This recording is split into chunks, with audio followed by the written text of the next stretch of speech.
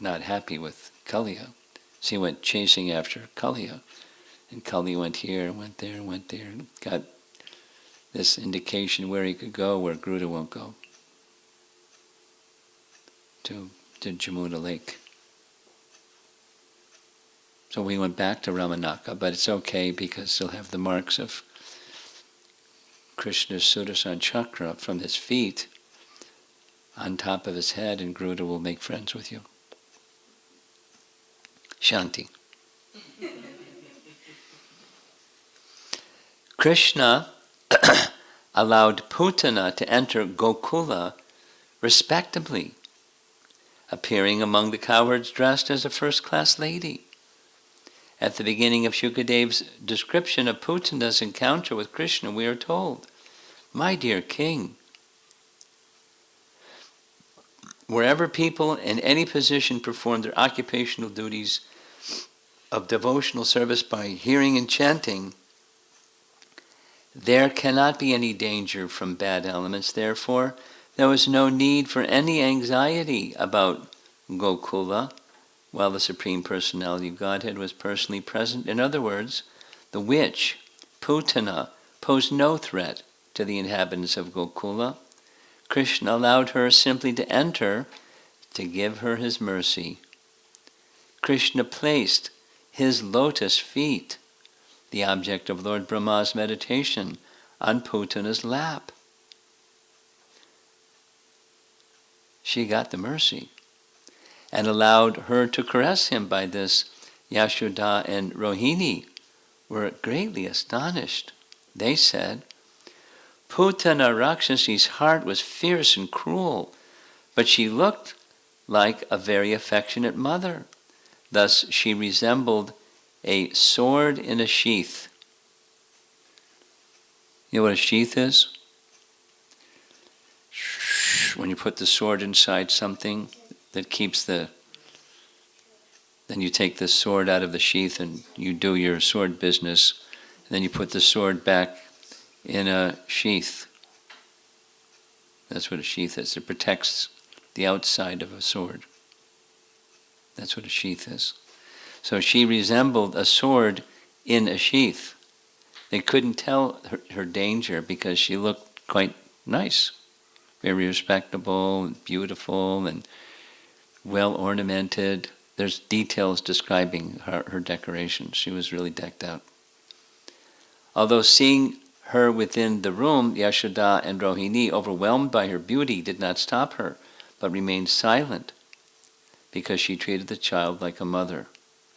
Now this goes on for some time, and I think I'm going to stop here because we've been going on for over an hour already, hearing about liberation and Krishna's pastimes with the demons.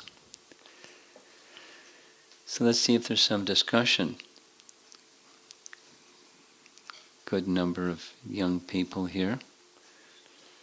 So let's see if we'll start with the younger devotees present in the room and see if you have some thoughts or questions or something or other. If not,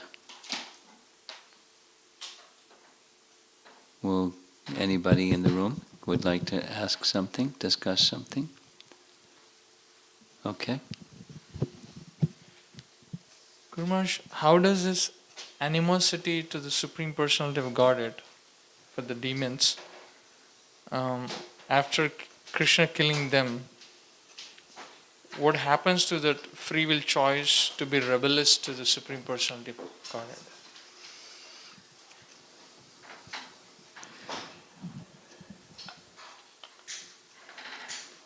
I thought about that. I mean, their inimical attitude is relieved.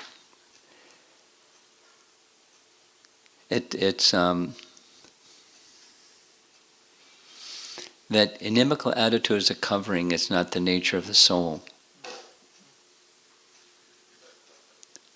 And when the inimical attitude is relieved by contact with the personality of Godhead, what's left is the nature of the soul.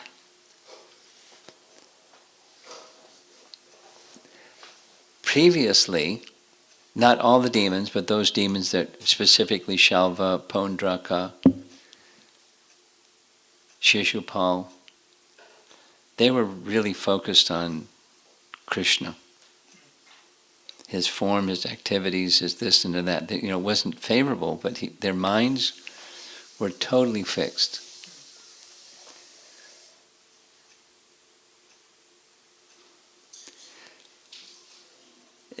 Narada Muni speaks about Shishupal saying in this interesting way, in my opinion, one who is inimical to the Supreme Lord can more easily fix their mind on him than otherwise.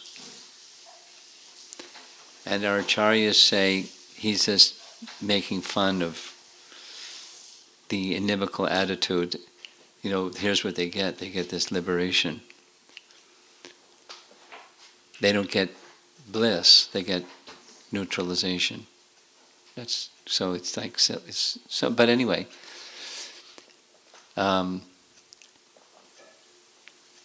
their free will choice was already made, fixed upon the Supreme Lord. That's a free will choice, but it was in an inimical attitude, and so when they contacted the Lord, he in each of these cases he physically contacts them. Kaliya, Putana, etc., etc. Bakasura, he entered in his mouth. Aghasura, he entered in his mouth. His body touched their body. They became purified. Anyway, so that's what happens. There's different situations. It's not always liberation. When Krishna touched the body of the serpent that was swallowing Nanda Maharaj, he got released from the serpent body, and he showed his form as a Vidyadhara, and he went back to Vidyadhara Loka now as a pure devotee. Well, now the Kuveramani Griva, they became trees. They went back to their abode of the kingdom of Kuvera. Okay, so she has a question. Something? So, when Krishna is killing all the demons, what does the Gopas do? Like, they don't do anything. They were just like, wow, Krishna's really good. Let's go have lunch. It's just part of their playfulness. I mean, the demigods understood what was going on. And the coward boy just going, wow, that was cool. They don't think that's that's real. Yeah. He's really cool. They're not, they're children. They're not scholars or, anything. They just like really appreciated what Krishna was doing. Because before they went into the cave, into the mouth, they're thinking, well, maybe this, maybe that, but supposing it is a demon, Krishna will take care of him. Let's go see what's inside. So they're really playful. That's their mood. And when they saw what they saw afterwards, hey, that was cool. Let's go have lunch. That's what they did. They went and had lunch. And Krishna wanted to him, that was far more meaningful than before the pastime, that is liberating Aghasura, or on the other hand, hearing Brahma's prayers, because that's what happened during lunch. Anyway, but he didn't say a word after Brahma offered these wonderful prayers. He didn't blink. He didn't speak. It was, time for Brahma to go. So Brahma left, and he wanted to go back and have finished lunch with the cowherd boys. That's his bliss. It's bliss for them, and it's bliss for him. So that's how the cowherd boys take stuff like that. It's like, wow, that was really good. Wait till we tell their parents, let's go have lunch. That's their nature. Playful. With Krishna.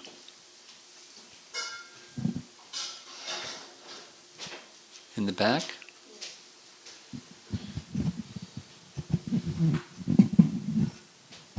And Krishna Maharaj. So, like in our life also, we many times feel like feeling of liberation, like feeling it felt liberating, something of that kind when mind completely settles down with some issue or something. So I was curious to know that what does this liberation mean when we like refer it so many times. Also, Srila Prabhupada many times says he was delivered. Um, so, what is the difference or what is the similarity between these things? I'm not sure what you're asking. If you're asking what's happening when we feel this, some issues that we're dealing with become settled and we feel liberation. It's the noise level subsides. That's our liberation, that experience.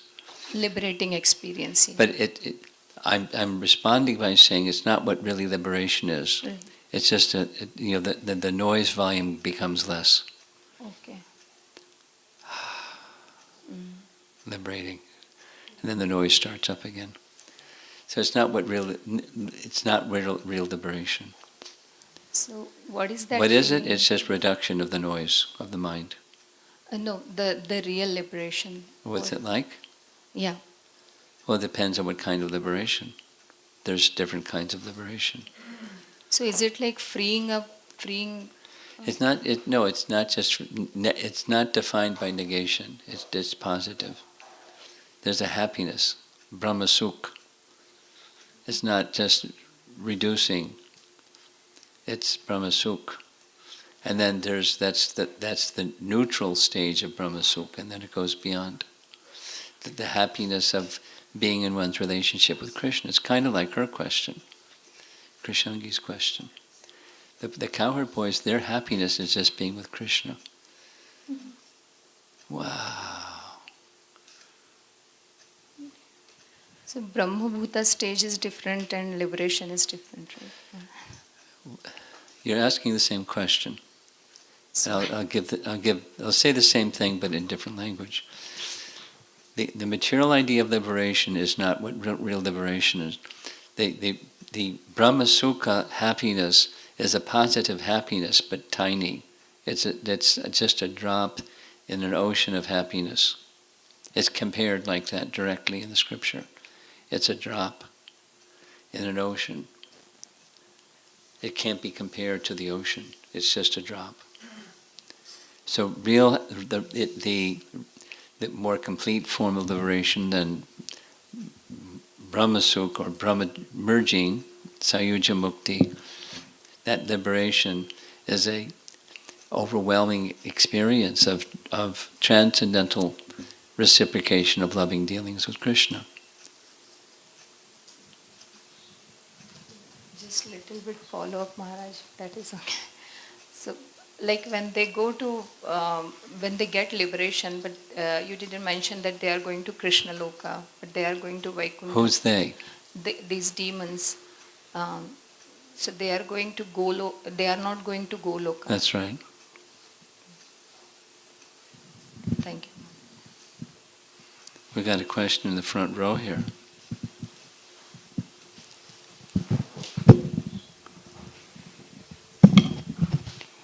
Who was August? A little further from your mouth. Just a little bit further from your mouth.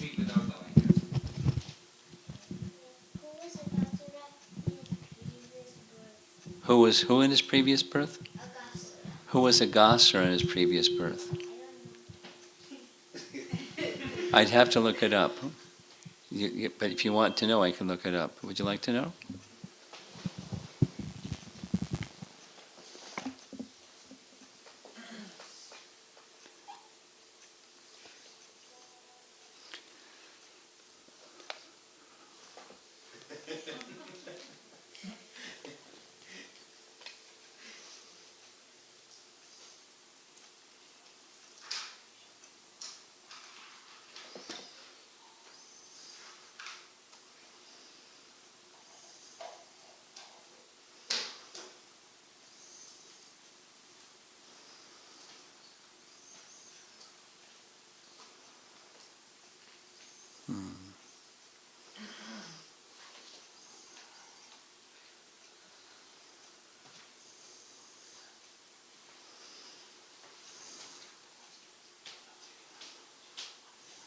Here we go.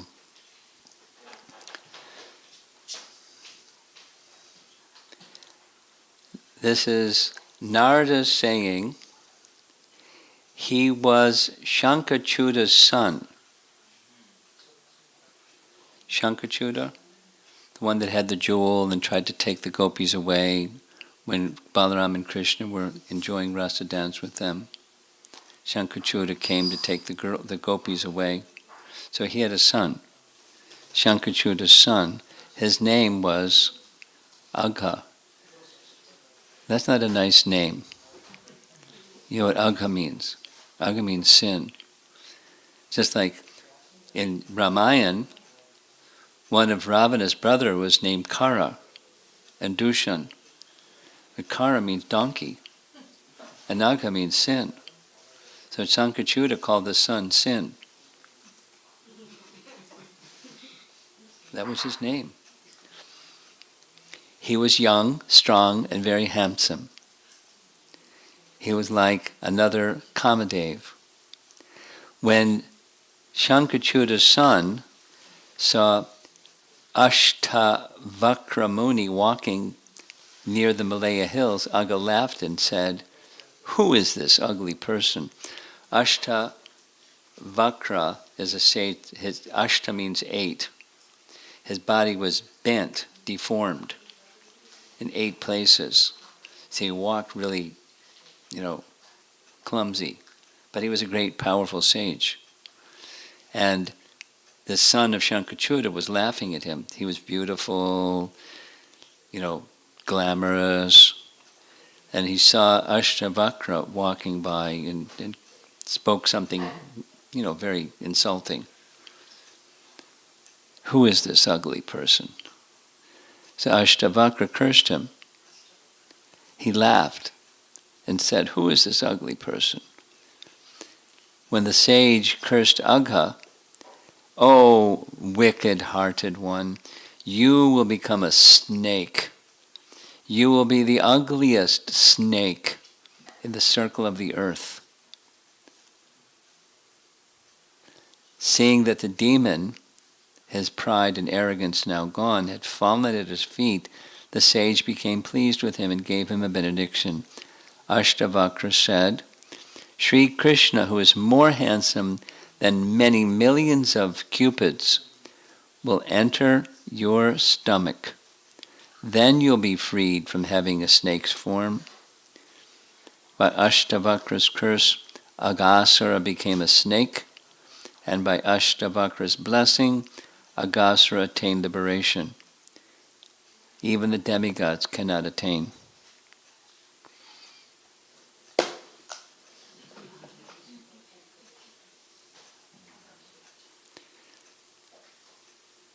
Anyone else? I'm looking at you because you usually have questions. Nothing? Okay, great. Yes, in the back row. We have some online questions, right? One, okay. Hare Krishna Maharaj. This question is with two background. One is that we said that all the devotees of the Supreme Lord in Gokula are they didn't know that Krishna is the Supreme Personality of Godhead, but still they had a tremendous amount of respect for him, and they just played with him like he was a friend. They did not know that his Supreme Personality of Godhead. That's the boys, yeah. The boys, yeah. We similarly see in Bhagavad Gita 2.7 the point where actually Arjuna is surrendering to Krishna. My understanding is that at that point he does not know that Krishna is the Supreme Personality of Godhead. Well, yes and no. And the yes is obvious, and the no is he's Krishna's eternal associate. So by Krishna's arrangement, Krishna can have somebody remember or somebody forget. That's chapter 15, Bhagavad Gita. by Krishna's arrangement situated within the heart, remembrance, knowledge, and forgetfulness can come. So he knows on a deeper level, but for pastime purposes, he's not remembering. So with that, the question becomes that it seems that the devotees, like the real, the greatest devotees of Krishna actually do not know or consider him the Supreme Personality of Godhead. Well, the residents of Vrindavan are the greatest of the devotees, and they definitely have that description. They fit that description. They don't love him because... Right. And so the question was that how can we, personally, I know that I'm worshipping Krishna because he's Supreme Personality of Godhead. And you should. Yeah. And so how to get that? How to get that? When you become so packed up, Krishna may make the arrangement for you. And until then, you get packed up. There's the sweetness and there's the Aishwarya. And we are to recognize both. When we become absorbed in Krishna, he may cover the Aishwarya feature if he so desires, like he has done with the residents of Vrindavan. They don't see, because they're covered with sweetness. So it's up to Krishna. You wait for that. Thank you, Maharaj. Thank you very much.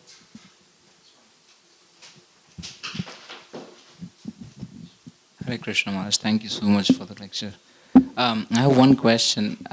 In today's Vrindavan, where exactly this pastime took place, the Agasur pastime?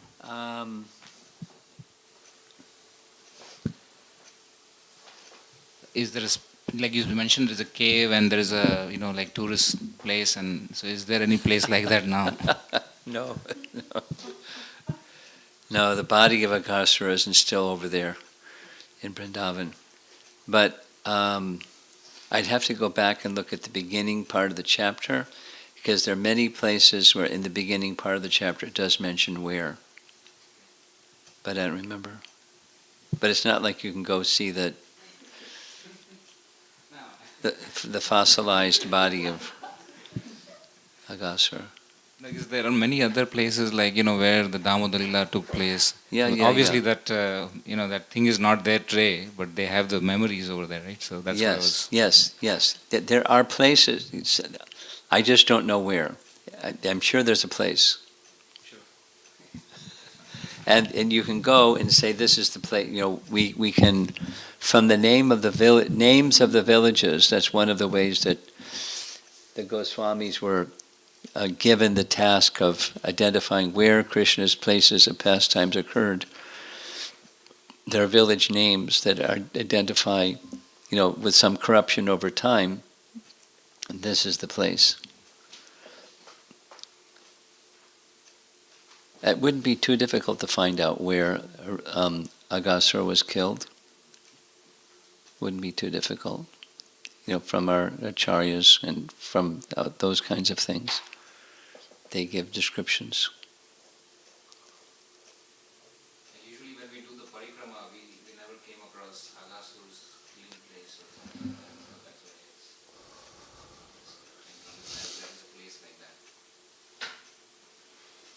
Okay, the online question.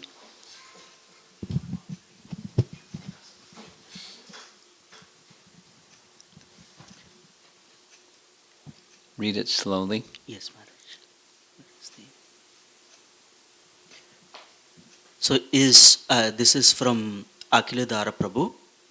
In Agashur, Agashur got Sharupya, same form as the Lord in Vaikunta. Yes. So in such cases, they are having Sharupya and Salokya together. Yes. Yes, Maharaj. And from Sanchari Mataji, I have heard that by attaining pure devotional service, you can save several generations of family members. Yes.